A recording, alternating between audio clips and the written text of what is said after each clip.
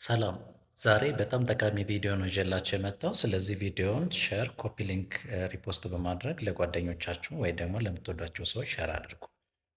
እንግዲህ ዛሬ ጤናማ የአኗኗር ዘይቤ ከምንላቸው ውስጥ አስፈላጊ የሆኑትን ቲፖችን ነው የምነግራችሁ። ስለዚህ በደንብ አድምጡኝ። የመጀመሪያው ጤናማ የህይወት ዘይቤ ለመኖር የሚያስፈልገን ምንድን ነው?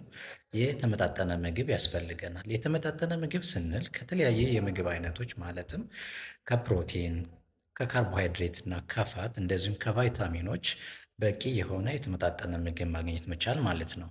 ሌላኛው ሁለተኛው ጤናማ የህይወት ዘይቤ እንዲኖረን ካስፈለገ ቀን በቀን ራሱን የቻለ እንቅስቃሴ ወይ ደግሞ አካላዊ እንቅስቃሴ ማድረግ ያስፈልጋል። አካላዊ እንቅስቃሴ ማድረግ ሲባል ቢያንስ በሳምንት 3 ቀን ከ30 ደቂቃ ያላነሰ እንቅስቃሴ ማድረግ ማለት ነው። ይህም የተለያየ አይነት እንቅስቃሴ ሊሆን ይችላል። አንደኛው እንቅስቃሴ እንግዲህ የተለያዩ አይነት ስፖርታዊ እንቅስቃሴዎችን ማድረግ፣ የእግር ጉዞ ማድረግ፣ ሩጫ ሊሆን ይችላል፣ ጃምፕ ማድረግ ወይ ደግሞ መዝለል ሊሆን ይችላል። ስለዚህ ሁለተኛው ጤናማ የአኗኗር ዘይቤ ለመኖር የሚረዳችሁ ነገር ቢኖር አካላዊ እንቅስቃሴ ማድረግ ነው። ሌላ ሶስተኛው ጤናማ የህይወት አኗኗር ዘይቤ እንዲኖራችሁ ካስፈለገ በቂ እንቅልፍ ማግኘት መቻል አለባችሁ።